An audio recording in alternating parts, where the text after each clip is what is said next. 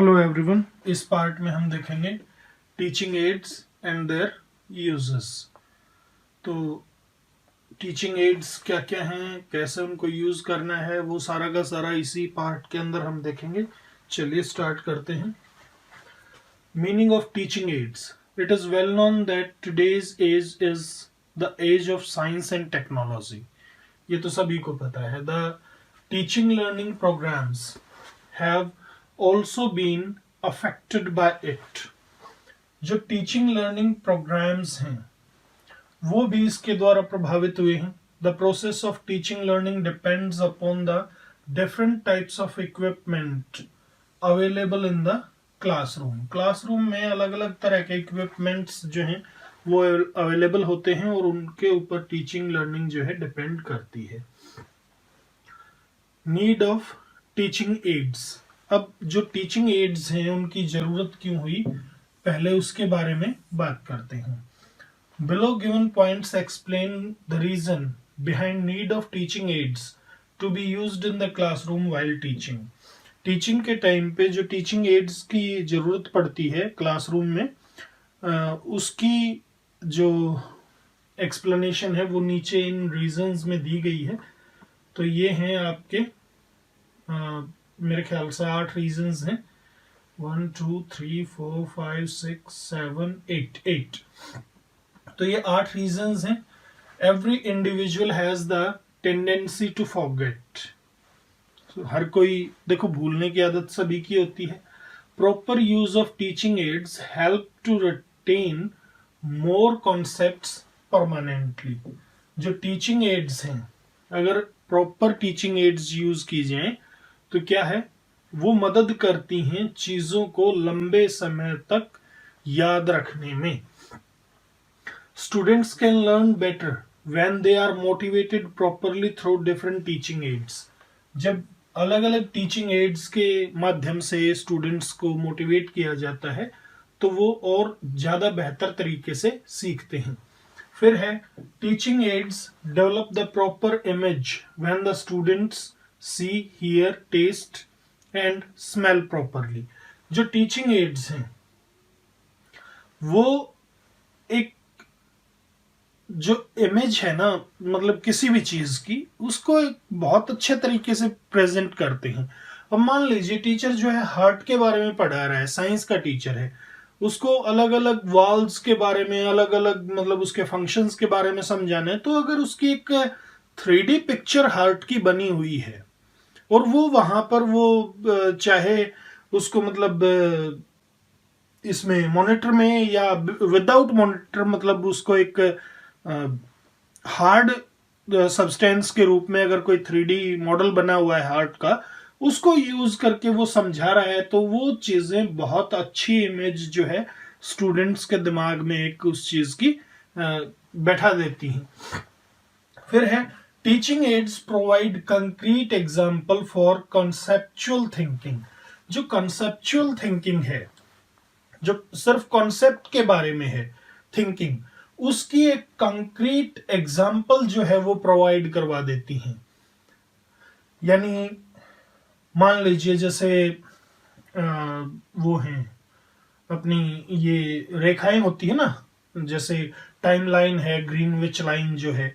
अब वो Greenwich line कहां से कहां तक गई है, अगर मैप है, अगर ग्लोब है, उसकी मदद से अगर टीचर समझा रहा है ढंग से, तो वो अच्छे से एक कंक्रीट एग्जाम्पल बच्चों के सामने प्रस्तुत हो जाएगा। किसका? कॉन्सेप्चुअल थिंकिंग का। ग्रीनविच लाइन जो कॉन्सेप्चुअल थिंकिंग है, उसका एक अच्छा एग्जाम्पल उनके सामने प्रेजेंट हो जाएगा। फिर है the teaching ads create the environment of interest for the students. वो एक ऐसा एनवायरमेंट क्रिएट कर देती हैं जिसमें बच्चे को मजा आता है। Teaching aids helps to increase, teaching aids helps नहीं आएगा, teaching aids help to increase the vocabulary of the students. ये स्टूडेंट्स की वोकेबलरी बढ़ाती हैं। फिर है teaching aids help the teacher to get some time and make learning permanent. मतलब ये टीचर की मदद करती हैं कि उसको टाइम कम लगे और जो लर्निंग है वो लंबे समय तक रहे। परमानेंट तो नहीं कह सकते, लेकिन लंबे समय तक वो लर्निंग जो है रह सकती है। फिर है teaching aids provide different experience to the students. अलग अलग तरह के एक्सपीरियंस स्टूडेंट्स को होते हैं, स्टूडेंट्स को बड़ा मजा आता है इसमें। ठीक है। फिर है importance of teaching aids. Teaching aids की इंपॉर्टेंस क्या है? Teaching aids play very important role in teaching learning process through following. ये चीजें हैं। पहला है motivation. Teaching aids motivate the students so that they can learn better.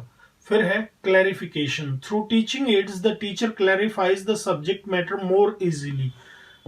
जो भी सब्जेक्ट मैटर होता है उसको और ज्यादा आसानी से टीचर जो है वो एक्सप्लेन कर पाता है। फिर है discouragement of cramming.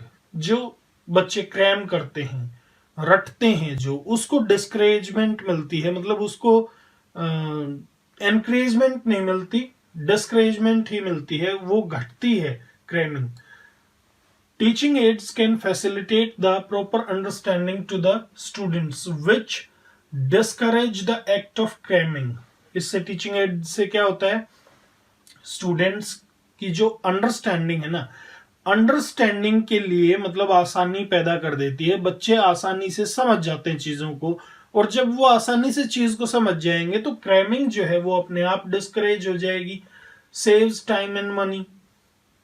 When the teacher uses teaching aids it saves him for the from the long explanations that may take time for students to understand. जो टीचिंग एड्स हैं उनके माध्यम से टीचर जो है जल्दी समझा पाता है, तो उसका टाइम बच जाता है। फिर है क्लासरूम लाइव एंड एक्टिव। ये क्या कर देते हैं क्लासरूम को, teaching ads make the classroom live and active. बिल्कुल लिवली क्लास हो जाती है और एक्टिव रहता है सारा मामला। Avoids dullness. जब वो क्लास लाइव और एक्टिव होगी तो डलनेस अपने आप नहीं होगी। This means that the class becomes more active, lively and participatory। मतलब बच्चे उसके अंदर पार्टिसिपेट करते हैं। Direct experience.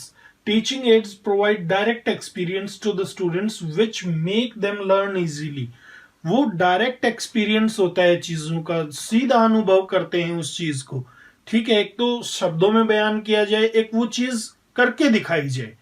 तो डायरेक्ट एक्सपीरियंस से बच्चे जो है उस चीज को ज्यादा आसानी से समझ पाते हैं। फिर है principles of using teaching aids. Teaching ads को यूज करने के प्रिंसिपल्स क्या क्या हैं देखते हैं। While choosing teaching ads following principles should be taken into account. ये जो नीचे दिए गए प्रिंसिपल्स हैं वो टीचर को ध्यान में रखने चाहिए। पहला है प्रिंसिपल ऑफ सिंप्लिसिटी। जो टीचिंग एड्स हैं वो सिंपल होनी चाहिए। ठीक है, जो प्रिंसिपल ऑफ सिंप्लिसिटी है वो क्या कहता है कि ये सिंपल होनी चाहिए ताकि स्टूडेंट्स आसानी से इनको समझ पाए। फिर है principle of means. Principle of means क्या कहता है कि this principle emphasises that teaching ads are only the means in the process of education। Principle of means चलिए समझाता हूं। इस प्रिंसिपल के अकॉर्डिंग क्या है कि जो टीचिंग एड्स हैं वो सिर्फ माध्यम हैं, वो रिप्लेस नहीं कर सकती, वो बुक्स को रिप्लेस नहीं कर सकती, वो आपके टीचर को रिप्लेस नहीं कर सकती। जो एक्सप्लेनेशन है, जो मतलब काम करना है, वो तो टीचर ने ही करना है। ऐसा नहीं है कि टीचिंग एड्स अगर मिल गई तो टीचर को आप बिल्कुल रिप्लेस कर सकते हो वहां से। ठीक है, तो ये बिल्कुल नहीं होता, ना ही टीचर को ऐसा करना चाहिए ना ही स्टूडेंट्स को। टीचर कई बार क्या होता है, आपने देखा होगा कुछ स्कूल्स में, क्योंकि आप लोग MA BEd हो सभी, तो हो सकता है किसी ने प्राइवेट स्कूल में पढ़ाया भी होगा और स्मार्ट क्लास देखी होंगी। तो स्मार्ट क्लास में कई टीचर्स क्या करते हैं, एक वीडियो चला दिया बच्चों के सामने, आप जाके कोने में खड़े हुए। ऐसा नहीं होता, वो मतलब वहां पर आपने क्या कर दिया, टीचिंग एड से टीचर को रिप्लेस कर दिया, ऐसा नहीं है। टीचर को वहीं रहना होगा, उसको बीच बीच में पॉज करके एक्सप्लेन करना होगा, सारा सब कुछ बताना होगा, तभी बात बनेगी। मतलब उसको ये मानना है कि भाई ये तो एक माध्यम है बस।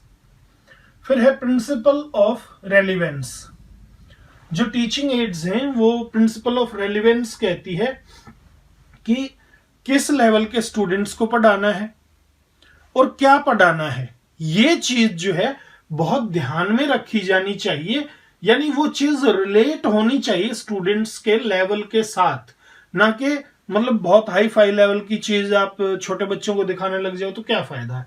फिर है प्रिंसिपल ऑफ प्यूपिल सेंटर्डनेस। बच्चों पर केंद्रित होनी चाहिए, यानी ये देखा जाना चाहिए कि भाई ये चीज बच्चों को अच्छी तरीके से समझ में आएगी भी या नहीं।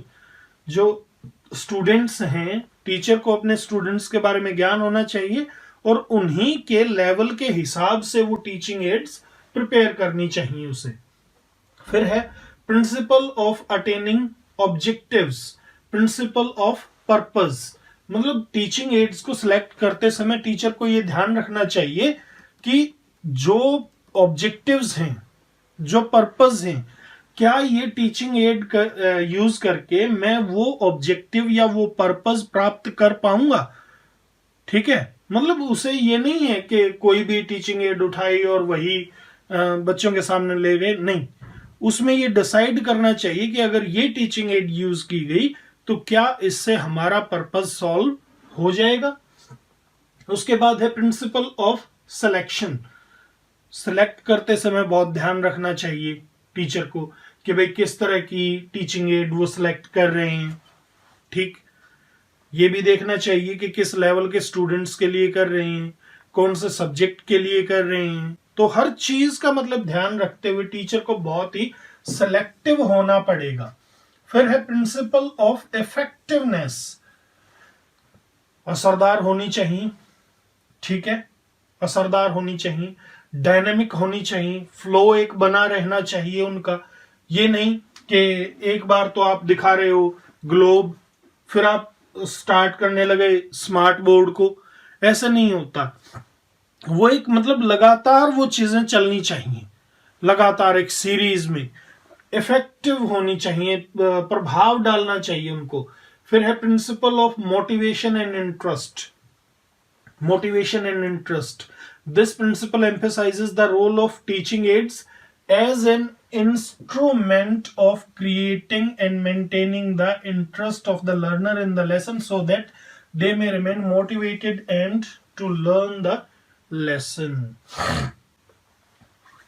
Motivated to learn the lesson, मतलब टीचिंग एड्स ऐसी होनी चाहिए, जो ये प्रिंसिपल है इसके माध्यम से, कि वो स्टूडेंट के इंटरेस्ट को बनाए रखें, स्टूडेंट का इंटरेस्ट क्रिएट करें और उसे बनाए रखें, ताकि स्टूडेंट जो है वो लेसन को याद करने के लिए, लर्न करने के लिए, समझने के लिए तत्पर रहे, मोटिवेटेड रहे।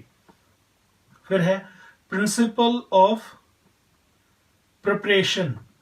भाई जो प्रिपरेशन है उसका भी प्रिंसिपल उसको ध्यान में रखना होगा। अब ये प्रिंसिपल ऑफ प्रिपरेशन क्या है, उसे देखो, ऐसी चीजों से टीचिंग एड्स प्रिपेयर नहीं करनी चाहिए जो इजीली अवेलेबल नहीं है, पहली बात। दूसरी बात ये कि जो चीजें बहुत आसानी से और बहुत सस्ते दामों में अवेलेबल हो जाएं, उन चीजों से ही टीचिंग एड्स जो है प्रिपेयर की जानी चाहिए। ठीक है, this principle indicates the role of planning in use of teaching aids. Teachers should select and make necessary arrangements in advance to use teaching aids in a particular class. This planning and preparation is necessary to effective use of teaching aids. इसमें कहा है कि उसे सारी चीजें arrange कर लेनी चाहिए, लेकिन इसमें यह भी ध्यान रखना चाहिए इसी प्रिपरेशन के मामले में कि वो कॉस्टली ना हो, इजीली अवेलेबल हो। ठीक है, ये सारा प्रिपेयर हो गया। उसके बाद फिर ये ध्यान रखना है कि बीच में फ्लो ना टूटे, वो सारी की सारी एक साथ इकट्ठी हो और उन्हें वो एक फ्लो में यूज करता जाए। आगे है प्रिंसिपल ऑफ एक्यूरेसी।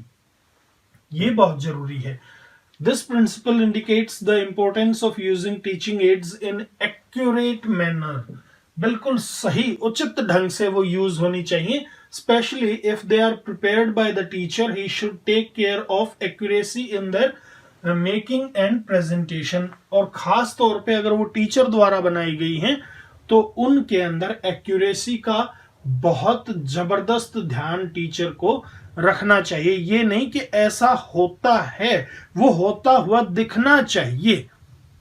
ठीक है, अब मान लीजिए कोई टीचर है, उसने एक ये मोटर बना दी। ठीक है, इधर एक मोटर बना दी, ये मोटर हो गई, इसके अंदर ये रूटर वगैरह और ये मोटर। ठीक है, इस मोटर के आगे एक जनरेटर उसने जोड़ दिया, उस जनरेटर से 2 वायर्स निकाल दी। ठीक है, अब वो दिखाना क्या चाह रहे हैं कि भाई जनरेटर से इलेक्ट्रिसिटी किस तरह निकलती है। आगे एक बल्ब भी लगा दिया, इसके आगे ये एक बल्ब लगा दिया। अब क्या है कि टीचर जो है वो मोटर को रोटेट कर रहा है, या तो या उसको बिजली से चला रहा है या किसी भी तरह से करके वो चला रहा है, लेकिन ये जनरेटर एक नकली टाइप का जनरेटर लगा दिया, बल्ब जला ही नहीं, तो क्या फायदा। वो इलेक्ट्रिसिटी थोड़ी ना। एक्यूरेट, हर चीज एक्यूरेसी में होनी चाहिए, दिखाई पड़ना चाहिए कि हाँ ऐसे होता है तो ऐसे होगा ही होगा, लाइक दैट। ठीक है, एक्यूरेट होनी चाहिए चीजें। फिर है प्रिंसिपल ऑफ इंटीग्रेशन, आपस में वो इंटीग्रेट हों, एक दूसरे के साथ जुड़ी हुई हों। This principle states that the teaching add should be used in integration with the other steps of teaching. जो टीचिंग के दूसरे स्टेप्स हैं उनके साथ वो जुड़ी हुई होनी चाहिए। They should not be viewed as a separate process rather an aspect of whole teaching task. वो एक सेपरेट प्रोसेस नहीं लगनी चाहिए। ऐसा नहीं लगना चाहिए कि टीचिंग एड बिल्कुल एक अलग चीज है, नहीं, वो लगना चाहिए कि जो पूरा का पूरा टीचिंग टास्क है उसी का ये एक हिस्सा थी। फिर है प्रिंसिपल ऑफ इजी अवेलेबिलिटी। ये प्रिपरेशन में ही आता है, वही चीज है ये जो मैंने आपको बताया था कि भाई उसको ध्यान रखना चाहिए कि वो सस्ती हो, इजीली अवेलेबल हो, और वो मटेरियल जो है उसको ज्यादा कॉस्टली ना लगे। ठीक है, फिर है क्लासिफिकेशन या टाइप्स ऑफ टीचिंग एड्स। अब टाइप्स ऑफ टीचिंग एड्स देख लीजिए। ट्रेडिशनल हो गई पहली तो। There are many teaching aids available these days, बहुत सारी टीचिंग एड्स हैं।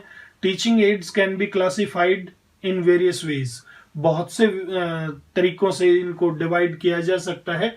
These may be classified into visual aids जो देखी जा सकती हैं, audio aids जो सुनी जा सकती हैं, audio aids and audio visual aids जो देखी और सुनी दोनों काम किए जा सकते हैं on the basis of the use of senses.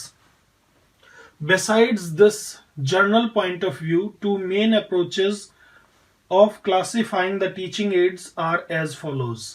ये तो जनरल एक व्यू पॉइंट है। 3 तरह की हो गई, ऑडियो, विजुअल या विजुअल ऑडियो और ऑडियो विजुअल। ठीक है, यानी देखने वाली, सुनने वाली, देखने और सुनने की दोनों।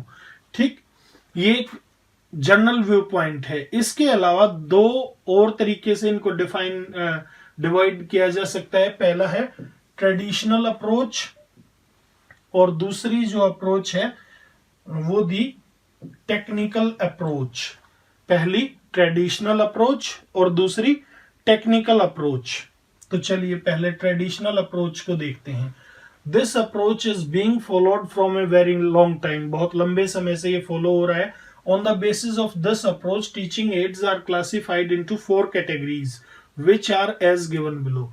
4 कैटेगरीज में डिवाइड की। पहला ऑडियो, फिर दूसरा विजुअल, तीसरा ऑडियो विजुअल, और चौथा है एक्टिविटी एड्स।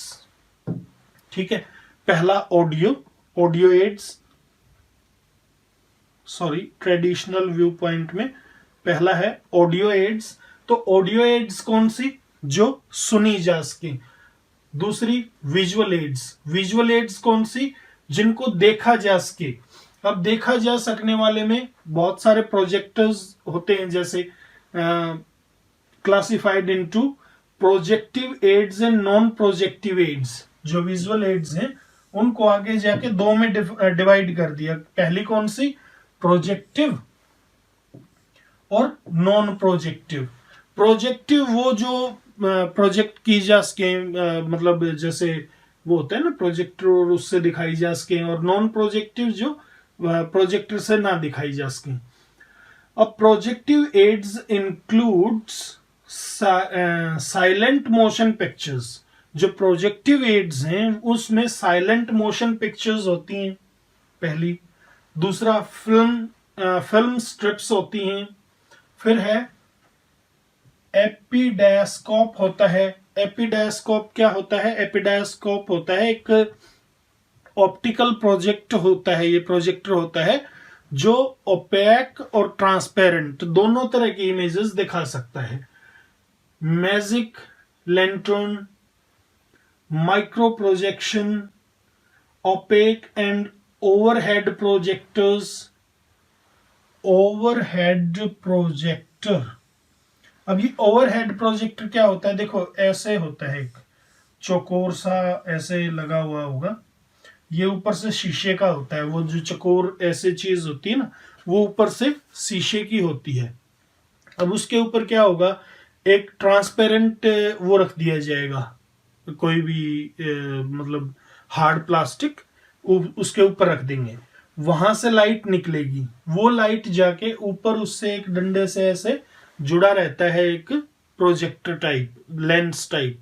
वो लाइट जाके गिरेगी उसके ऊपर, उससे गिरेगी तो वो फिर ऐसे टेढ़ा होके सामने दीवार पे या किसी भी स्क्रीन पे जहां भी आप देखोगे वहां जाके वो उसको प्रोजेक्ट कर देगा। ये ओवरहेड प्रोजेक्टर होता है। नॉन प्रोजेक्टिव एड्स इंक्लूड चाक बोर्ड, ये नॉन प्रोजेक्टिव एड्स हो गई। चाक बोर्ड हो गया, फेल्ट बोर्ड हो गया, बुलेटिन बोर्ड हो गया, photograph, posters, maps, charts, globe, models, specimens या प्रिंटेड मटेरियल जो भी हो, वो सारा का सारा किस में आ गया? नॉन प्रोजेक्टर में आ गया।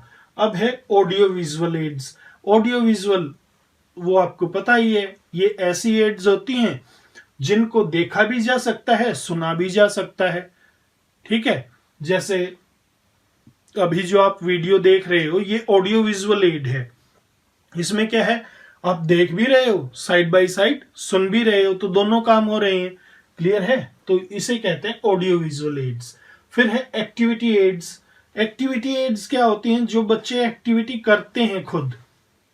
ठीक, जैसे ड्रामेटाइजेशन हो गया, भाई किसी चीज का कोई, मान लो बच्चों को कोई स्टोरी सिखानी है, कोई प्ले है उसका हिस्सा है, वो बच्चों से इनेक्ट करवा दी स्टेज के ऊपर, वो हो गया।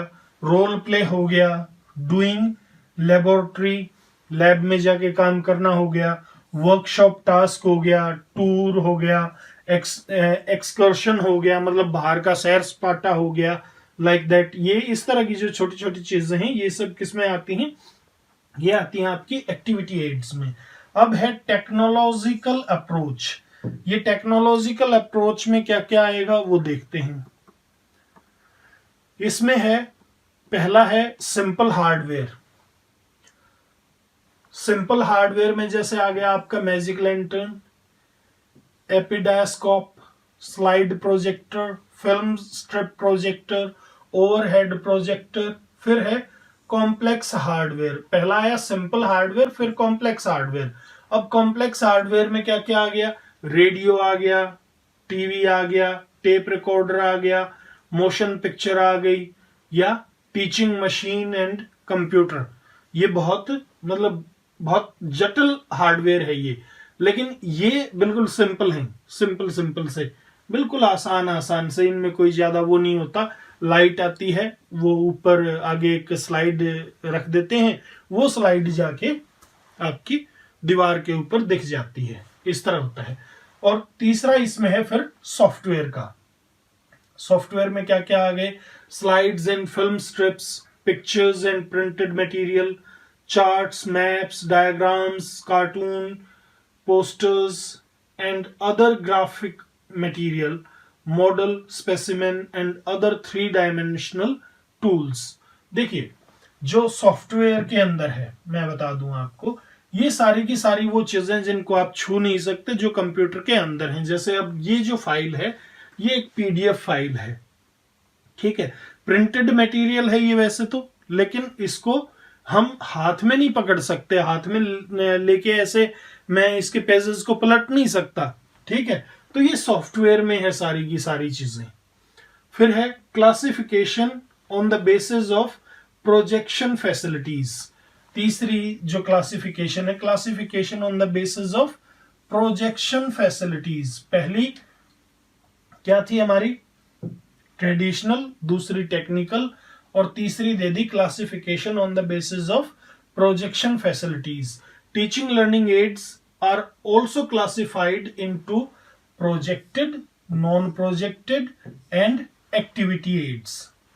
तीन फिर बना दी, प्रोजेक्टेड, नॉन प्रोजेक्टेड और एक्टिविटी। प्रोजेक्टेड एड्स, प्रोजेक्टेड तो वही आ गई जो प्रोजेक्टर्स द्वारा दिखाई जा सके। नॉन प्रोजेक्टेड में जैसे आपके वो आ गए, डिस्प्ले बोर्ड आ गया, वो क्लास के अंदर लगा देते हैं ना डिस्प्ले बोर्ड, उसमें अलग अलग चीजें लगाते हैं, वो आ गया। आपका चौक बोर्ड आ गया, ठीक है, इस तरह के चार्ट आ गए, ये सारी नॉन प्रोजेक्टेड हो गई। फिर एक्टिविटी एड्स में वही एक्टिविटी एड्स आ गए, जैसे भाई घूमना है, किसी म्यूजियम में चले गए, पार्क में चले गए, टूर पे चले गए, हिस्टोरिकल टूर ले लिया कोई, या इस तरह की जो चीजें हैं, जैसे ड्रामेटाइजेशन कर दिया, रोल प्ले कर लिया, वो सारी की सारी एक्टिविटी एड्स में आ गई, ठीक। नेक्स्ट कौन सी है, हाँ, NCERT classification of teaching ads. NCERT ने किस तरह से क्लासिफिकेशन की टीचिंग एड्स की, वो देखते हैं। NCERT has provided a simple and more detailed classification of teaching aids. It has been presented in the below given diagram.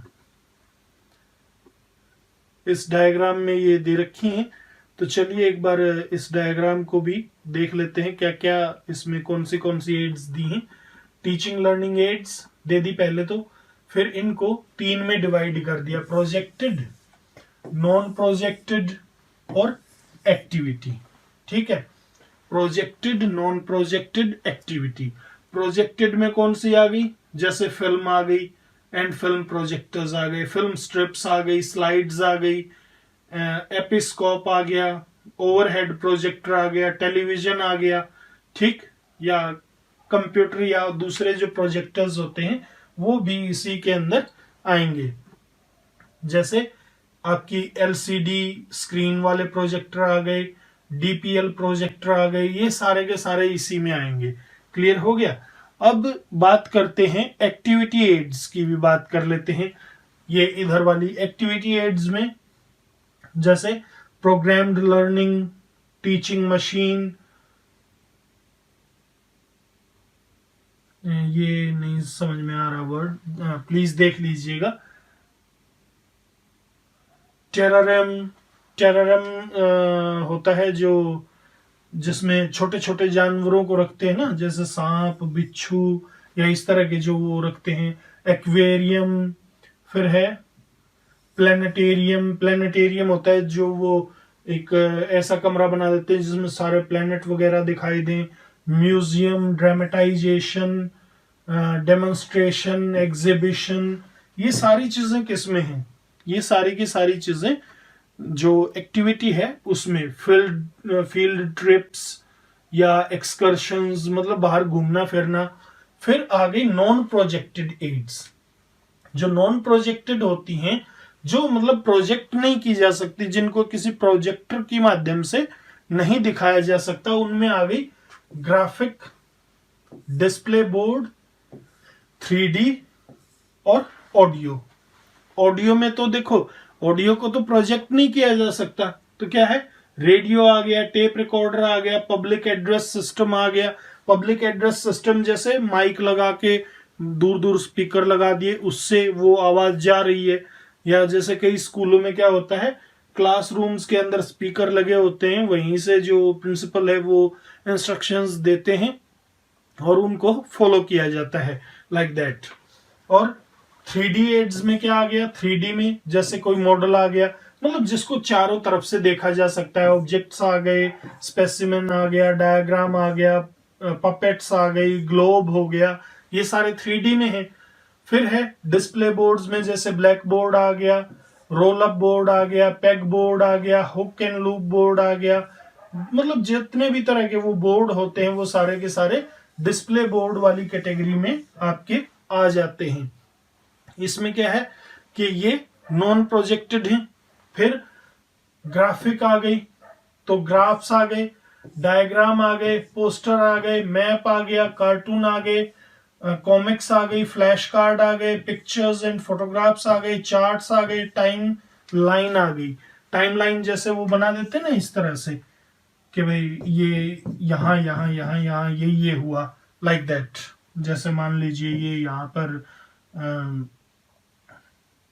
वो मान लो इंग्लिश का ही करवाना है, ये 3 टाइमलाइन बना दी या 4 बना दी, ठीक है। ये क्या है, ये हो गई आपकी प्रेजेंट, प्रेजेंट हो गया यहाँ पर। तो प्रेजेंट के बाद जो आएगा वो फ्यूचर हो गया, प्रेजेंट से पहले जो था वो पास्ट हो गया, और पास्ट से भी जो पहले था वो पास्ट परफेक्ट हो गया,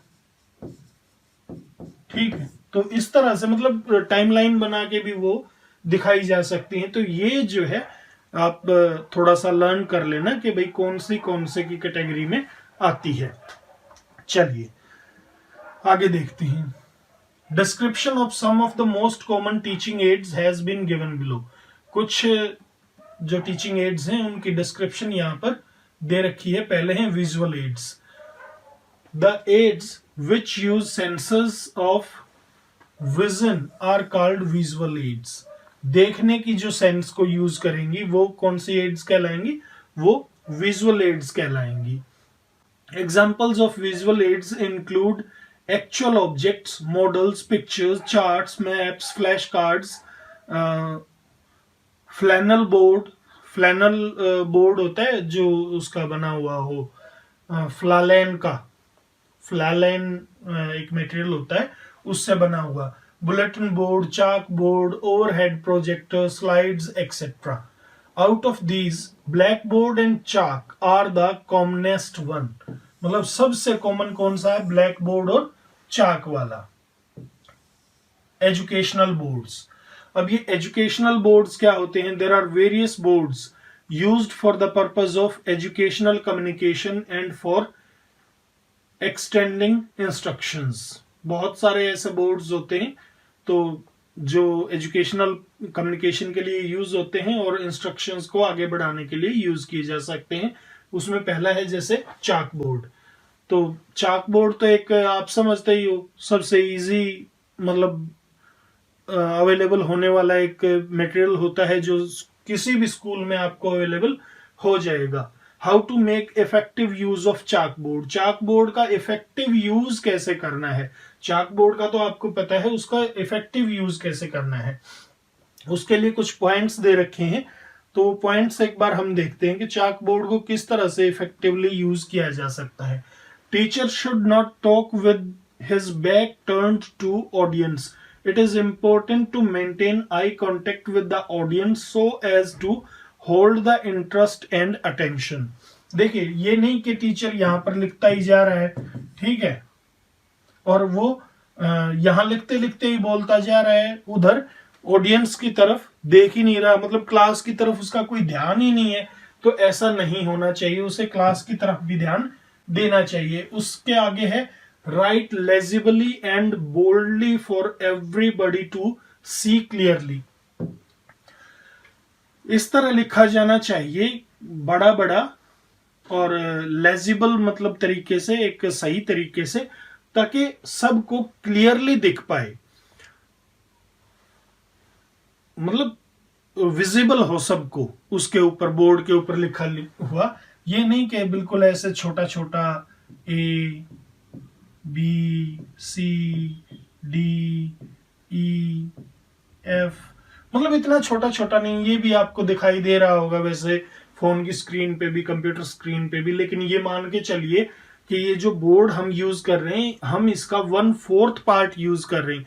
अगर इसका पूरा मैं पार्ट यूज करूं और इतना छोटा छोटा लिखूं तो शायद आपको ये दिखाई ना दे, क्योंकि इसका 4 गुना आप जो है छोटा और मान के चलें इसको, कि इससे भी 4 गुना छोटा अगर हो जाए तो क्या आप देख पाओगे? तो उसका कोई फायदा नहीं होगा। फिर है work should be arranged on the chalk board in an orderly manner, 1 by 1, step by step work को अरेंज किया जाना चाहिए। Chalk board should be kept clean always, हमेशा उसको साफ रखना चाहिए। Chalk board should be renovated when necessary, जब भी जरूरत हो तो उसको रेनोवेट किया जाना चाहिए। ये नहीं कि कभी 10 साल पहले उसके ऊपर कभी पेंट किया था और उसी को रगड़े जा रहे हैं, कुछ समझ में आए ना आए कोई फर्क नहीं पड़ता। फिर है flannel graph, adhesive flannel graph. Flannel जो ग्राफ होता है अडहेसिव होता है, मतलब जो चिपचिपा सा हो। इसमें क्या होता है, it is used with the idea of rough to rough surface, rough to rough surface. This could be made of cotton, flannel और वुड मटेरियल्स। जो फ्लैनल ग्राफ है वो किस किस से बन सकता है? कॉटन से, फ्लैनल से या वुड मटेरियल से इसको बनाया जा सकता है। रफ टू रफ सरफेस का जो आइडिया होता है वो इसमें चलता है। It can be made by covering a piece of plywood अबो, एक प्लाईवुड के पीस को कवर करके बनाया जा सकता है। Picture diagrams backed with the same materials as sandpapers will stick to the flannel board। जो सैंड पेपर है वो फ्लैनल बोर्ड पे चिपक जाता है, तो उसी से पिक्चर्स, डायग्राम्स और इस तरह की चीजें जो है वो बनाई जानी चाहिए। It is used to illustrate points, state facts and highlight ideas. ध्यान रखना है, illustrate points, state facts and highlight ideas, इन चीजों के लिए इसको यूज किया जाता है। It is inexpensive and easy to prepare. Materials used on flannel board should be stored flat in large envelopes, flat और large envelopes में, जैसे थैली वगैरह में डाल के, और वो वहां पर चिपका दिए जाने चाहिए अलग अलग इस तरह से। फिर है magnetic board. This is mostly used in displaying purposes, जो डिस्प्ले के पर्पसेस होते हैं उनके लिए जो मैग्नेटिक बोर्ड है वो यूज किया जाता है। 3 dimensional aids can be displayed on this type of board. जो 3 डायमेंशनल होती हैं, मतलब वो उससे चिपक जाती हैं और वहां पर चिपका के फिर उनको एक्सप्लेन किया जा सकता है। The object to be displayed is simply magnetised on the surface of the board, उसको चुंबक से बोर्ड के सरफेस पे चिपका दिया जाता है। फिर है bulletin board. This is used for the display of educational and informational materials. Bulletin board क्या होता है? स्कूल्स में अगर आपने देखा हो तो एक बुलेटिन बोर्ड होता है। उस बुलेटिन बोर्ड का काम क्या होता है? उसके ऊपर या तो कोई एजुकेशनल या इंफॉर्मेशनल जो मटेरियल होता है वो वहां पर लगाया जाता है, मतलब ताकि सभी उसको पढ़ सकें। It is inexpensive, saves time, as materials that could not be presented during the training session could be pasted on the bulletin board। मान लो कोई ट्रेनिंग सेशन है, उसमें कोई मटेरियल नहीं दिया गया, कोई बात रह गई, तो वो जो है बुलेटिन बोर्ड के ऊपर लगाई जा सकती है। फिर है educational charts.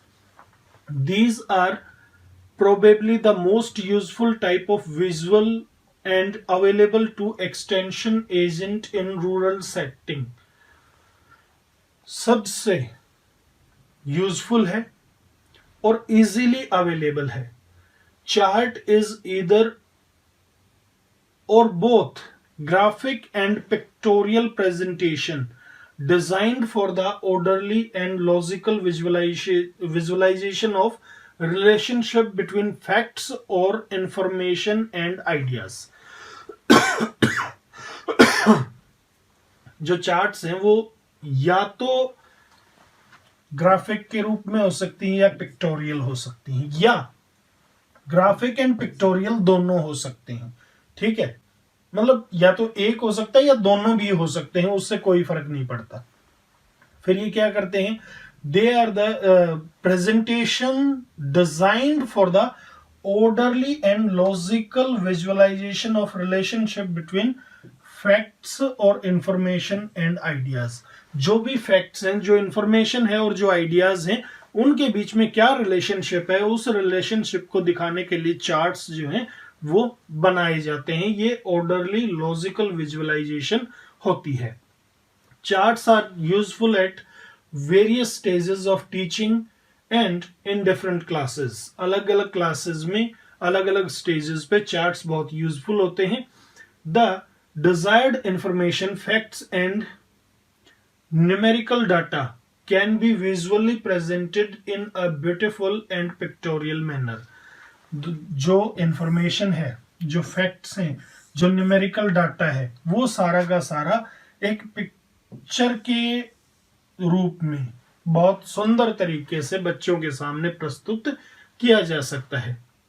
They prove to be more effective in the task of systematic presentation of facts, ideas and relationship than other graphics, pictures, graphs, diagrams and photographs। मतलब इन सब चीजों की बजाय अगर सिस्टमैटिक ढंग से ये फैक्ट्स, आइडियाज को दिखाना है, इनकी रिलेशनशिप को दिखाना है, तो इन सब चीजों की बजाय चार्ट जो है वो ज्यादा इफेक्टिव रहता है। Following guidelines need to be followed in producing chart of high educational value।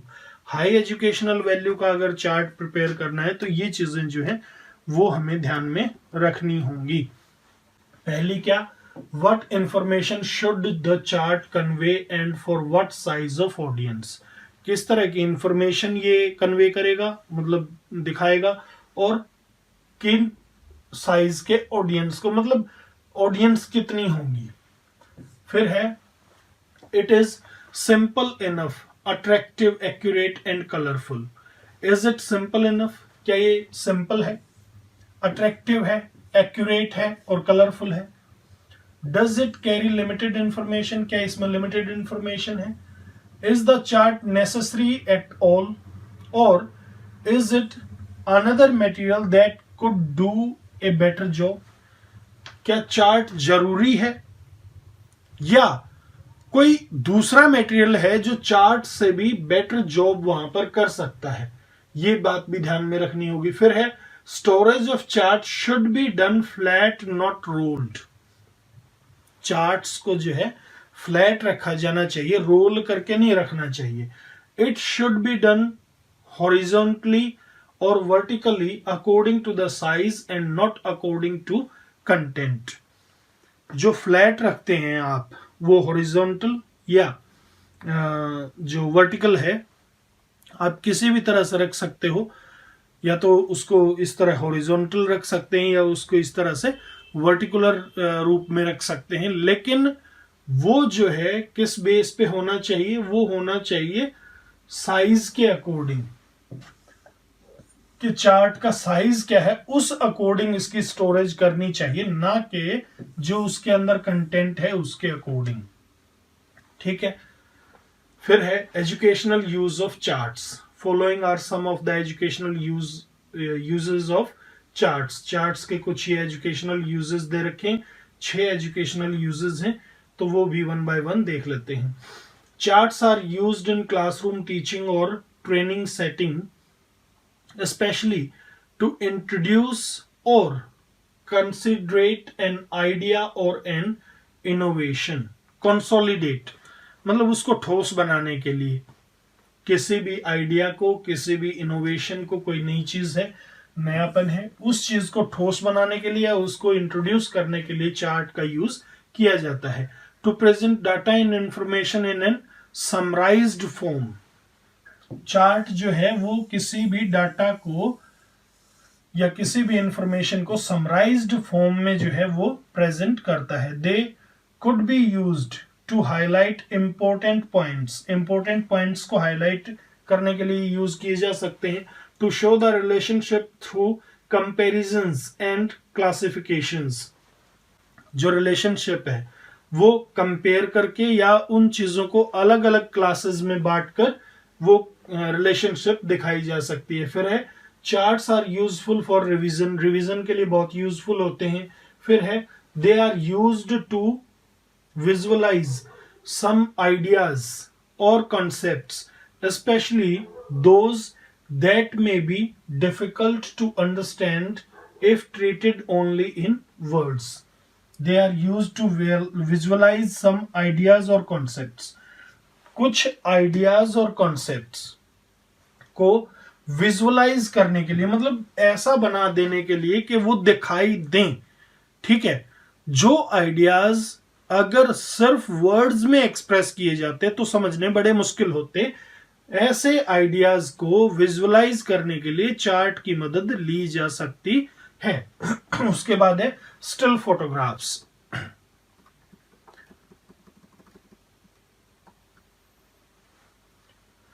These are pictures taken of a particular event or material. किसी पर्टिकुलर इवेंट या मटेरियल की जो पिक्चर्स ली गई वो होती हैं still photographs. These can be used to teach, devoid of any destructive element and displayed in an appropriate sequence to form a complete story. इनको जो है these can be used to teach, devoid of any destructive element, किसी भी destructive element से रहित करके इनको दिखाया जा सकता है। मतलब विचलित करने वाला नहीं होना चाहिए, उस एलिमेंट से दूर करके इनको दिखाया जा सकता है। और ये एक एप्रोप्रिएट सीक्वेंस में इनको रखा जाता है ताकि एक स्टोरी कंप्लीट की जा सके। पिक्चर्स एक के बाद एक इस तरह से रखी जाए।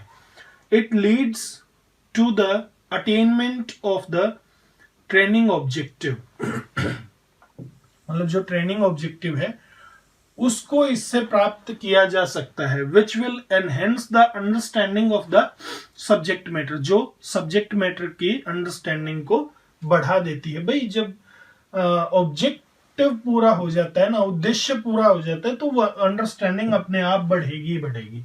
फिल्म्स, मोशन पिक्चर्स, इसके बाद आती हैं फिल्म्स या मोशन पिक्चर्स।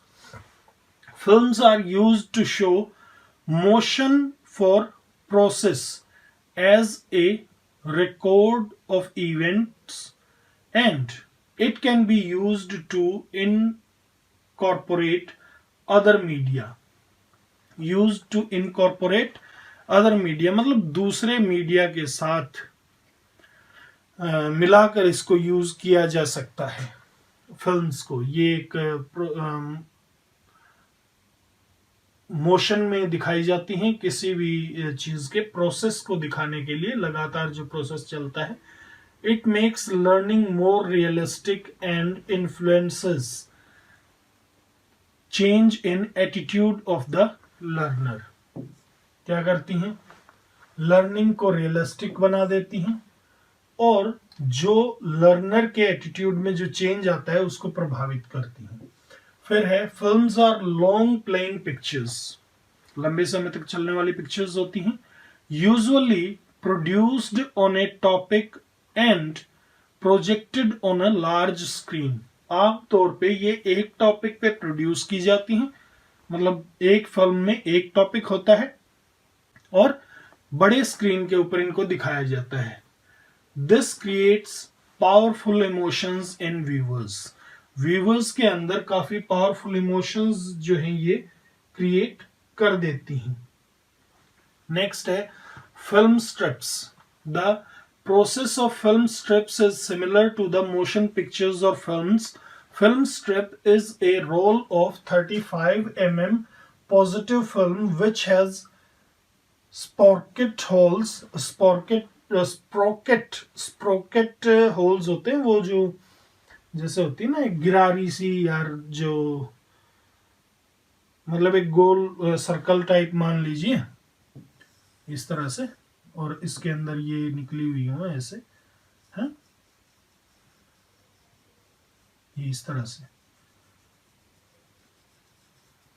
अब इनके अंदर वो जो होल्स फंस जाएं, ठीक है, जैसे इस तरह नहीं दिखाते वो फिल्मों में, यहाँ वो होल से होते हैं छोटे छोटे बने, तो ये स्पॉकेट होल्स इनको बोलते हैं, जो गिरारी के अंदर फंस जाते हैं जाके, ठीक। तो ये 35 mm पॉजिटिव फिल्म होती है जिसमें स्प्रॉकेट होल्स होते हैं दोनों साइड्स में, and contains a sequence of pictures, लगातार एक सीक्वेंस चलती है पिक्चर्स की, ठीक है। Here the pictures are static not moving. Pictures कैसी होती हैं फिल्म स्ट्रिप्स में? स्टैटिक होती हैं, मूविंग नहीं होती। It is mostly used for identification and recognition and aids planned sequence of ideas। एक planned sequence होनी चाहिए ideas की, उसके अंदर recognition या identification के लिए इनको यूज किया जा सकता है, लेकिन planned sequence में, ये नहीं कि वैसे ही, मतलब हर चीज प्री प्लान्ड होनी चाहिए। It makes discussion and explanation possible as the presenter can pace as he likes। ये क्या कर सकती है? डिस्कशन और एक्सप्लेनेशन को पॉसिबल कर देती है, क्योंकि प्रेजेंटर जो है वो स्पीड को जैसी चाहे वैसी रख सकता है। वो तो यहां भी हो सकता है, मतलब हर एक में हो सकता है। It can also be used with other media like the tape to provide audio. इनको दूसरे मीडिया के साथ भी यूज किया जा सकता है, जैसे टेप, जो ऑडियो प्रोवाइड करवाने वाली टेप है उसके साथ मिला के यूज कर लिया जाए। फिर है स्लाइड्स। स्लाइड्स में क्या है? Slides and film strips have similar process. जो स्लाइड्स हैं या फिल्म स्ट्रिप्स हैं उनमें सिमिलर सा प्रोसेस होता है। The difference is that slides are cut into pieces. Difference इतना है कि स्लाइड्स जो है वो पीसेस में कटी होती हैं। The commonly used size of slides are 2x2 or 3.4, मतलब 3.25/4, ठीक है। तो 2 इंच 2 इंच या 3.25 इंच और 4 इंच, इस मतलब उसमें होती हैं slides. The pictures are arranged in sequence and projected one at a time using the slide projector। जो स्लाइड प्रोजेक्टर होता है उसका यूज करते हुए एक बार में एक ही पिक्चर दिखाई जाती है और पिक्चर्स को बिल्कुल एक सीक्वेंस में अरेंज कर लिया जाता है। It is possible for the presenter to rearrange the pictures to shoot his teaching. अपनी टीचिंग के अकॉर्डिंग उनको सुटेबल कर लिया जाता है, अरेंजमेंट कर ली जाती है टीचर द्वारा, ताकि वो आगे पीछे उनको पिक्चर्स को मतलब करके दिखा सकता है। Slides can also be used simultaneously with audio recording. Audio recording के साथ साथ दिखाई जा सकती हैं। It is possible to produce slides in motion with a voice over commentaries। It is possible to produce slides in motion, मतलब motion वाली slides produce की जा सकती हैं with a voice over commentaries. Voice over commentary के साथ मतलब इनको दिखाया जा सकता है। It is easy to manipulate slides and feedback is immediate, तुरंत फीडबैक आता है। और स्लाइड्स को मैनिपुलेट करना बहुत ही आसान होता है, मतलब उनको अरेंज करना बहुत आसान होता है। मैनिपुलेट कर सकते हैं उनको आराम से, किस तरह से मतलब उन चीजों को प्रेजेंट करना है, लाइक दैट, ठीक है। फिर है ओवरहेड प्रोजेक्टर्स। ओवरहेड प्रोजेक्टर मैं आपको पहले ही बता चुका हूं कैसा प्रोजेक्टर होता है। ये ऐसा होता है जैसे, चलिए मैं आपको बता भी दूं, रुको एक मिनट, एक बॉक्स में लेके आ रहा हूं, उससे आपको दिखाऊंगा, ठीक है।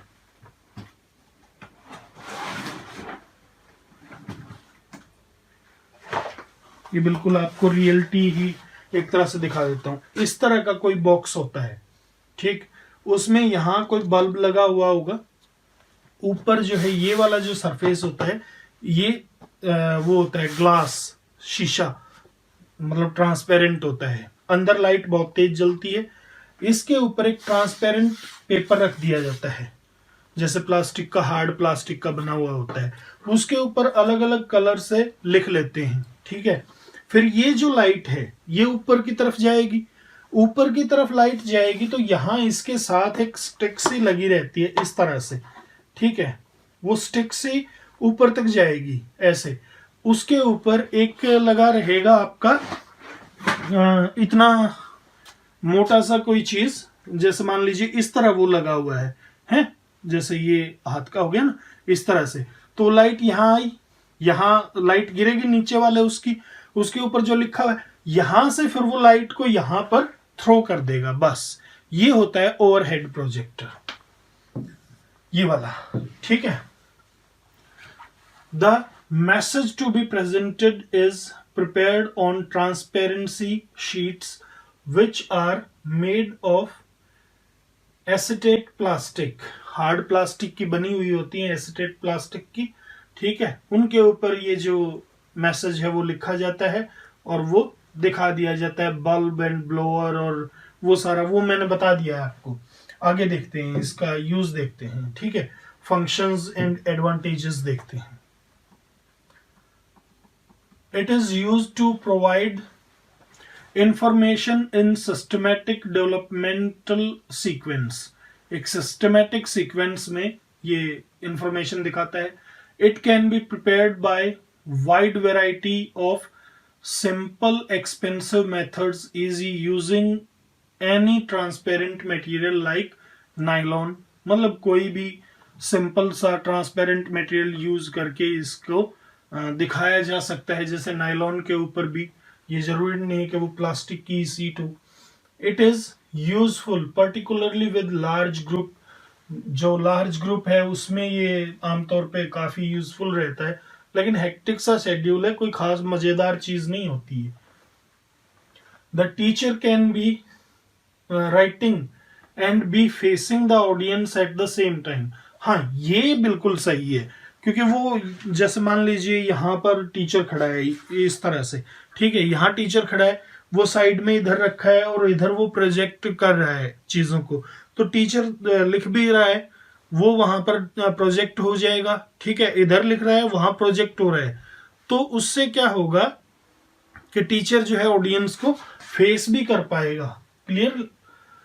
फिर आगे कहता है, इट में either be pre-prepared or the illustration could be carried out during presentation.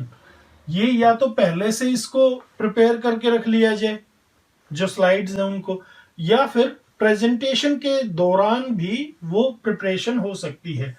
The lighting situation in the room has no influence on the picture produced. जो भी पिक्चर प्रोड्यूस हो रही है उसका लाइटिंग से कोई लेना देना नहीं होता है, मतलब अगर कमरे में रोशनी है भी तो भी जो है, अगर थोड़ी बहुत रोशनी है, बिल्कुल अंधेरे की जरूरत नहीं है, तो भी वो दिखाई दे जाएगी चीज। फिर है 3 डायमेंशनल एड्स। अब ये 3 डायमेंशनल एड्स क्या होती हैं, इनमें जैसे ग्लोब हो गया आपका, पपेट्स हो गई, इस तरह की चीजें चलती हैं। These are materials that have length, breadth and depth. Hence, they are referred to as 3-dimensional. 3 dimension इनमें होनी चाहिए, लेंथ होनी चाहिए लंबाई, ब्रेड्थ चौड़ाई और डेप्थ गहराई, ये चीजें इनमें होनी चाहिए और इसीलिए इनको 3 डायमेंशनल कहते हैं। They can be any of the following types, इनमें से कोई भी एक हो सकती है। तो देखिए, real objects like orange, fish, live animal used for exhibition, etc., which can be seen and held. जिन चीजों को देखा जा सकता है, पकड़ा जा सकता है, ऐसी चीजें हो सकती हैं, तो वो रियल लाइफ की भी चीजें हो सकती हैं। फिर है imitations of the real object. Real object का इमिटेशन हो सकती है, नकल भी हो सकती है। ये जरूरी नहीं है कि ग्रास होपर का ही मॉडल हो, वो किसी भी चीज का मॉडल हो सकता है। एक ऑरेंज का भी हो सकता है, मतलब नकली अंगूर, जैसे आपने देखे होंगे गाड़ियों में टंगे हुए नकली अंगूर, वो क्या है, 3D ही तो है, 3 डायमेंशनल वो ऑब्जेक्ट है। ठीक। फिर है imitation of the real object diminished in size. जरूरी, जो रियल ऑब्जेक्ट है उसको साइज में कम करके भी दिखाया जाता है इनसे। जैसे ग्लोब हो गया, मतलब देखो पूरा वर्ल्ड कितना बड़ा है, उसका एक छोटा सा बना लिया ग्लोब, और वो उससे आप समझा सकते हो। ठीक है। ट्रैक्टर हो गया, खिलौना ट्रैक्टर, या mock foam, that is a toy tractor that moves. मतलब ऐसी मोक फोम जो जैसे एक दिखावटी कृत्रिम जिसे कहते हैं। ठीक है। जैसे टॉय ट्रैक्टर, उसमें सारा क्या होगा, बाकी चीजें तो सब हैं, लेकिन जैसे इंजन उसके अंदर नहीं होगा, लेकिन वो डेमो के लिए उसको दिखाया जा सकता है, भाई इस तरह से आगे जाएगा पीछे जाएगा, लाइक दैट। ये चीजें कुछ की जा सकती हैं उनमें। Representation of the real situation, इसमें रियल सिचुएशन को रिप्रेजेंट किया जा सकता है, जैसे डायग्राम और play showing some aspects of rural life. कोई ऐसा डायग्राम बना दिया या कोई ऐसा शो बना दिया जो रूरल लाइफ के कुछ एस्पेक्ट्स को दिखा रहा हो। ठीक। तो इस तरह की चीजें भी की जा सकती हैं। Functions of 3 dimensional aids in teaching. Teaching में क्या फंक्शन है 3 डायमेंशनल एड्स का, वो देख लेते हैं। It provides concrete and realistic experience from which facts can be discovered. ये कंक्रीट और रियलिस्टिक एक्सपीरियंस देता है जिससे फैक्ट्स डिस्कवर किए जा सकते हैं। It stimulates imagination and alerts audience. It is used to clarify abstract ideas, that is models। मतलब जो abstract ideas हैं उनको ये एक मूर्त रूप दे देता है, अमूर्त आइडिया को मूर्त रूप दे देता है और उसको एक्सप्रेस किया जा सकता है। It assists in promoting the understanding of facts। Facts की अंडरस्टैंडिंग को बढ़ावा देने के लिए इसका यूज किया जा सकता है। That is a diorama is useful for portraying historical scenes and scenes not easily portrayed in real life because of distance from reality। Reality से बहुत ज्यादा डिस्टेंस होने की वजह से हम कुछ सीन्स को पूरी तरह से क्रिएट नहीं कर सकते। हम मतलब ऐसा रियल लाइफ में वो सीन क्रिएट ही नहीं कर सकते। तो ऐसे सीन्स के लिए जैसे एक डायरमा बना दिया, डायरमा होता है चित्रावली, चित्रावली। ठीक है। एक चित्रावली बना दी और उस चित्रावली के माध्यम से मतलब ये चीजें दिखाई जा रही हैं। क्लियर है। जैसे एक कोई हिस्ट्री की लड़ाई या कुछ इस तरह की चीजें वो दिखाई जा सकती हैं। तो ये आपकी हो गई जो 3 डायमेंशनल टीचिंग एड्स हैं उनके बारे में। अब आती हैं आपकी ऑडियो एड्स। अभी तक तो कौन सी एड्स थी, विजुअल एड्स थी, अब ये हैं ऑडियो एड्स। तो चलिए ऑडियो एड्स को भी देख लें। या ऑडियो एड्स होती क्या है, ऑडियो एड्स वो एड्स होती हैं जो हमारी सेंस ऑफ हियरिंग को इंक्लूड करती हैं, यानी जो भी यूज करती हैं, इन्वॉल्व करती हैं स्टडी में सेंस ऑफ हियरिंग को, वो एड्स कहलाती हैं, वो टीचिंग एड्स कहलाती हैं audio aids. The aids that involve sense of hearing are called audio aids. Examples include radio, tape recorder, gramophone, linguaphone, etc. अब रेडियो से कैसे मतलब हम ये एजुकेशन एड या टीचिंग एड की तरह रेडियो को कैसे यूज कर सकते हैं। The radio is known to be most effective mass media channel for communication information. For communicating information, मतलब इन्फॉर्मेशन को कम्युनिकेट करने के लिए, दूसरों तक पहुंचाने के लिए रेडियो जो है वो मास मीडिया के उसमें आता है। अब मास मीडिया क्या होता है, जो बहुत ज्यादा लोगों को एक साथ मतलब जिसमें एड्रेस किया जाता है। It can easily B used in the rural setting. सबसे बढ़िया फायदा ये है कि रूरल सेटिंग में ये बहुत इजीली यूज किया जा सकता है। It has been severally recommended by most development support communication researchers and extension experts as an inexpensive medium for reaching a good majority of rural dwellers। जो गांव में रहने वाले लोग हैं उन तक पहुंचने के लिए ये जो है बहुत ज्यादा बार रिकमेंड किया गया है कम्युनिकेशन रिसर्चर्स या जो एक्सटेंशन एक्सपर्ट्स हैं उनके द्वारा, क्योंकि ये इजीली अवेलेबल होता है। और ये मतलब बहुत सारी ऐसी बातें हैं, जैसे लाइट की कोई टेंशन नहीं होती, बैटरी पे चलता है, तो इस तरह की कई बातें हैं जिससे ये इजीली अवेलेबल है और रूरल एरिया में यूज किया जा सकता है। अब इसके लिए पॉइंट्स क्या क्या दिए हैं। The audio ability makes it more appealing. जो ऑडियो एबिलिटी है वो इस चीज को और ज्यादा अपीलिंग कर देती है। Good microphone voice is very attractive to human beings specially when local dialects are used. अगर अच्छे माइक्रोफोन में आवाज रिकॉर्ड की गई है तो वो ह्यूमन बींग्स को अच्छी लगती है, और अगर उसमें स्पेशली लोकल डायलेक्ट का यूज हुआ है तो वो और भी अच्छी मतलब लोगों को लगती है, लोग सुनना पसंद करते हैं उस चीज को। This breaks the literacy barrier created in print media. सबसे अच्छा पॉइंट भाई, प्रिंट मीडिया को तो पढ़ना पड़ेगा लेकिन रेडियो में कुछ नहीं पढ़ना, वो तो जस्ट सुनना है। तो जो भी मान लीजिए कोई बंदा है वो अपने आइडियाज अपनी इंफॉर्मेशन दूसरों तक पहुंचाना चाहता है, कम्युनिकेट करना चाहता है, अगर वो प्रिंट मीडिया के रूप में देता है, रिटन फॉर्म में देता है, न्यूज़पेपर में और किसी चीज में, मैगजीन में, तो वो पढ़ना पड़ेगा। लेकिन वहां पर लिटरेसी जो बैरियर है वो आ जाएगा, यानी वो कुछ लोग पढ़ सकते हैं कुछ नहीं पढ़ सकते, तो जो नहीं पढ़ सकते उनके लिए भी ये अच्छी चीज है, उन तक भी वो इंफॉर्मेशन पहुंच सकती है। It is the cheapest and fastest means of reaching very wide audience. It reaches large audience at the same time because large number of people own radio sets. Information spreads very fast.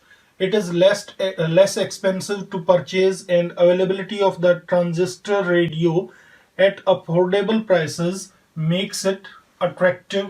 कम पैसे में मिल जाता है, ठीक है, और इसी वजह से ये अट्रैक्टिव है। फिर है it does not depend solely on electricity. पूरी तरह से इलेक्ट्रिसिटी जो पावर सोर्स है वो इसका इलेक्ट्रिसिटी नहीं होता। Almost all transistor radio sets use batteries. आमतौर पे सभी जो रेडियो सेट्स होते हैं उनमें बैटरी यूज होती है। Because of its small size radio can be carried about easily, कहीं भी ले जाया जा सकता है। It removes the barrier of time and space as it can reach a large percentage of people at the appropriate time. जो time and space की जो बैरियर है वो भी इससे दूर हो सकता है, क्योंकि एक साथ बहुत सारे लोगों तक इसके जरिए पहुंचा जा सकता है। फिर है programme broadcast could be repeated. जो भी प्रोग्राम ब्रॉडकास्ट किया गया है उसको रिपीट किया जा सकता है। Learners can be engaged in other activities while listening to the radio program. जो लर्नर है जो उस प्रोग्राम को सुन रहा है वो दूसरी एक्टिविटीज में एंगेज हो सकता है। जब वो रेडियो सुन रहा है उसी टाइम पे दूसरे काम भी वो कर सकता है, तो इसी तरह से इसका फायदा हो सकता है। फिर है ऑडियो या tape recorder. Information to be discriminated to the learners can be recorded on audio tapes or cassettes. जो इंफॉर्मेशन है जो ऑडियंस तक पहुंचानी है वो इंफॉर्मेशन टेप पर जो कैसेट आती है या कैसेट पर या टेप पर उसको रिकॉर्ड किया जा सकता है with the aid of tape recorder. किसकी मदद से? टेप रिकॉर्डर की मदद से उस इंफॉर्मेशन को रिकॉर्ड किया जा सकता है। This can then be played for the learners, और फिर ये चीज लर्नर्स जो हैं वो अपने लिए प्ले कर सकते हैं। The teacher can pause the tape and explain. अगर मान लीजिए टीचर जो है वो क्लास में इसका यूज कर रहा है, तो टीचर क्या कर सकता है? पॉज कर सकता है टेप को और फिर वहां पर उस बात को आगे के लिए एक्सप्लेन भी कर सकता है। इसके बाद आती हैं audio visual ads. Audio visual ads में ऑडियो भी है और विजुअल भी है। दैट मीन्स जिनको सुना भी जा सकता है और देखा भी जा सकता है। The aids which involves the sense of vision as well as hearing are called audio visual aids. Examples include television, film projector, audio film strips, computers, etc. Television या वीडियो टेप रिकॉर्डर। टेलीविजन भी हो सकता है या इसी में video tape recorder भी use किया जा सकता है। These media are good for observation. भाई ऑब्जर्वेशन इसकी अच्छे से हो जाती है, वहां पर देखकर मतलब सीखा जा सकता है। इट गिव्स इमीडिएसी, तुरंत इससे सीखता है बंदा। It reaches large audience and can be used to teach any subject. Large audience तक पहुंच सकता है और कोई भी सब्जेक्ट इससे सिखाया जा सकता है। मतलब देखिए बहुत से ऐसे सब्जेक्ट्स हैं, जैसे अपना फोनेटिक ट्रांसक्रिप्शन है। फोनेटिक ट्रांसक्रिप्शन में अगर हम फोनेटिक सिंबल्स सीखना चाहते हैं तो वो सिंबल्स जब तक हमें दिखाई नहीं देंगे तब तक हम नहीं सीख पाएंगे उनको अच्छे से। तो ये चीजें जो हैं टेलीविजन या ऐसे माध्यम से ज्यादा अच्छे तरीके से लार्ज ऑडियंस तक पहुंचाई जा सकती हैं। It magnifies demonstration. जो भी डेमोन्स्ट्रेशन दे रहा है बंदा उसको ये मैग्निफाई कर देती है, मतलब और ज्यादा विस्तृत करके दिखा देती है। Video tape recorder can be used to record specific programmes and later used to teach the audience. जो वीडियो टेप रिकॉर्डर हैं, मतलब जो वीडियो को रिकॉर्ड करने वाली चीजें हैं, चाहे उसमें कोई भी लगा लीजिए, कई अब तो सेटअप बॉक्स में भी वो फंक्शन आए हुए हैं। तो जो भी वीडियो को रिकॉर्ड करने वाली टेप के ऊपर पहले रिकॉर्ड होता था जैसे कैमरा से, तो ऐसी जो चीजें हैं उनसे स्पेसिफिक प्रोग्राम्स को रिकॉर्ड किया जा सकता है और बाद में ऑडियंस के लिए यूज किया जा सकता है। This equipment can be intentionally paused to explain the presentation in detail। Pause करके बीच में रोक के और डिटेल को जो इंफॉर्मेशन है उसको डिटेल में एक्सप्लेन किया जा सकता है। Documentaries and features can be produced and played for the audience to view. इसमें डॉक्यूमेंट्रीज बनाई जा सकती हैं, फीचर्स बनाई जा सकती हैं। जैसे फीचर फिल्म आपने सुना होगा, वो डॉक्यूमेंट्रीज मतलब इस तरह की चीजें बना के और वो दिखाई जा सकती हैं ऑडियंस को। फिर है मल्टीमीडिया प्रोजेक्टर। टेलीविजन के बाद multimedia projector. With the aid of computer the message to be prepared is made into slides and stored either in diskette और फ्लैश ड्राइव। जो डिस्क नहीं होती अपनी सीडी वाली, या तो उनमें डिस्केट में, या जो अपनी क्या बोलते हैं उसको, फ्लैश ड्राइव होती है, जैसे यार अपनी पेन ड्राइव हो गई, लाइक इस तरह की जो चीजें हैं फ्लैश ड्राइव, उनमें स्टोर की जा सकती हैं स्लाइड्स के रूप में। पहले तो जो इंफॉर्मेशन है उसको कंप्यूटर की मदद से उस मैसेज को प्रिपेयर किया जाता है, बनाया जाता है, फिर वो छोटे छोटे टुकड़े करके उसके अलग अलग स्टोर कर लेते हैं। Computers, this is an audio visual medium of communication. ये तो मल्टीमीडिया प्रोजेक्टर हो गया, उसके बाद कंप्यूटर ऑडियो विजुअल मीडियम है कम्युनिकेशन का। It can be use to design and make materials for other media. ये दूसरे मीडिया के लिए भी मटेरियल तैयार कर सकता है। It is a training tool use to store information which can easily be retrieved. Training tool है जिसके अंदर इंफॉर्मेशन को स्टोर किया जा सकता है और बाद में उसको आसानी से प्राप्त किया जा सकता है। फिर computers are also used to communicate with individuals through the electronic mail, जैसे ईमेल से, मतलब एक एक इंडिविजुअल से भी इसमें आप कम्युनिकेट कर सकते हैं, जैसे ईमेल से हो गया या आपका वो हो गया क्या बोलते हैं, जो वीडियो कॉलिंग होती है उससे। तो इस तरह से मतलब एक बंदा एक को भी कम्युनिकेट कर सकता है। This is very fast and efficient, बहुत फास्ट है, एफिशिएंट है। Details of computer will be explained in the next chapter. जो नेक्स्ट चैप्टर आएगा हमारा आईसीटी वाला, उसके अंदर इसकी डिटेल जो है वो डिस्कस की गई हैं। Functions of audio visual media, जो हमारा ऑडियो विजुअल मीडिया है उसके क्या फंक्शंस हैं वो देखते हैं। In the process of teaching AV media मतलब audio video, AV media, AV, ठीक है, are needed to perform the following functions. उनकी ये फंक्शंस परफॉर्म करने के लिए जरूरत होती है। पहला है दे एनरिच टीचिंग को एनरिच कर देते हैं, मतलब और ज्यादा अच्छा बना देते हैं उसको। That is to make it more meaningful and effective, यानी ये इसको और ज्यादा मीनिंगफुल और इफेक्टिव बना देते हैं। दे फोकस अटेंशन, ये अटेंशन को फोकस करते हैं। That is to attract attention, retain it and provide a focal point for learners to organize what they are learning। यानी ये क्या करते हैं, अटेंशन को कैच करेंगे, फिर रिटेन करेंगे, यानी उसे बनाए रखेंगे।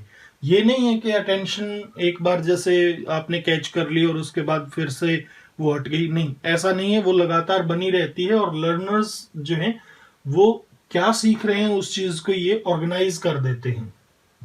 फिर है दे एक्सपेंड लर्निंग स्कोप, जो लर्निंग स्कोप है मतलब भाई क्या किस क्षेत्र में वो बच्चे सीख रहे हैं, क्या क्या सीख रहे हैं, उस स्कोप को भी ये बढ़ा देते हैं। दे टाइप वर्बल कॉन्सेप्ट्स टुगेदर, जो वर्बल कॉन्सेप्ट्स होते हैं उनको सबको एक साथ ला देते हैं। That is they bring all talking and explanation bye the teacher और extension agent into reality.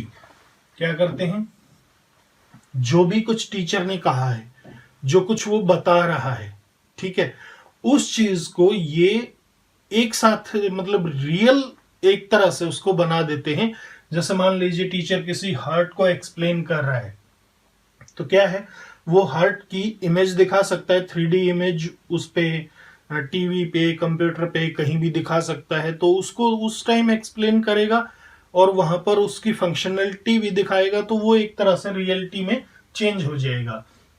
They clarify concepts and issues, जो भी कॉन्सेप्ट होता है उसको और जो इश्यूज होते हैं स्टूडेंट्स को, जो भी प्रॉब्लम्स होती हैं उन सब चीजों को क्लियर कर देते हैं। दे मेक विजुअलाइजेशन पॉसिबल, ये विजुअलाइजेशन को यानी देखना मतलब दृश्य को एक तरह से पॉसिबल बना देते हैं। They clear possible misunderstanding and deepens insight, जो भी मिसअंडरस्टैंडिंग होती है, जो संभावित मिसअंडरस्टैंडिंग होती है, हर एक को क्लियर कर देते हैं और इनसाइट को और गहरा कर देते हैं। They provide a source of information and authority, source of information और अथॉरिटी प्रोवाइड करते हैं। A well validated media constitute an authority, एक अच्छा वैलिडेटेड मीडिया मतलब ये होना चाहिए कि भाई वो वैलिडेटेड हो, यानी उसकी ऑथेंटिसिटी होनी चाहिए। कोई ये नहीं कि किसी ने भी अरे गरे ने वैसे ही बना दिया और आप उसको देख रहे हो और उसी पे भरोसा कर रहे हो, नहीं, कोई ऐसी जगह से हो जो ऑथेंटिकेट चीज हो। जैसे मान लीजिए सीबीएसई ने कोई आपको दिया है, या मान लीजिए किसी यूनिवर्सिटी ने उसको बनाया है। तो इस तरह से जो ऑथेंटिक चीजें होती हैं उनके ऊपर आप भरोसा कर सकते हो। दे स्टिमुलेट इंटरेस्ट, जो इंटरेस्ट होता है उसको भी स्टिमुलेट करते हैं यानी बढ़ाते हैं। टू क्रिएट प्रीडिस्पोजिशन और विलिंगनेस, प्रीडिस्पोजिशन या विलिंगनेस को, प्रीडिस्पोजिशन होता है पूर्वानुकूलता, यानी किसी चीज के अनुकूलन के अनुसार, मतलब उसको पहले से ही क्रिएट कर देना, या विलिंगनेस को क्रिएट कर देना, मतलब इच्छा एक तरह से जागृत हो जाती है। To learn as motivational device, ये एक मोटिवेशनल डिवाइस की तरह जो लर्निंग की इच्छा होती है या जो लर्निंग की प्रीडिस्पोजिशन होती है, यानी एक तरह से लर्निंग के लिए अपने आप को अनुकूल कर लेता है बंदा पहले से ही, उस चीज को ये बढ़ावा देते हैं। दे कंसोलिडेट लर्निंग, लर्निंग को ये ठोस बना देते हैं बहुत ज्यादा, ठीक है।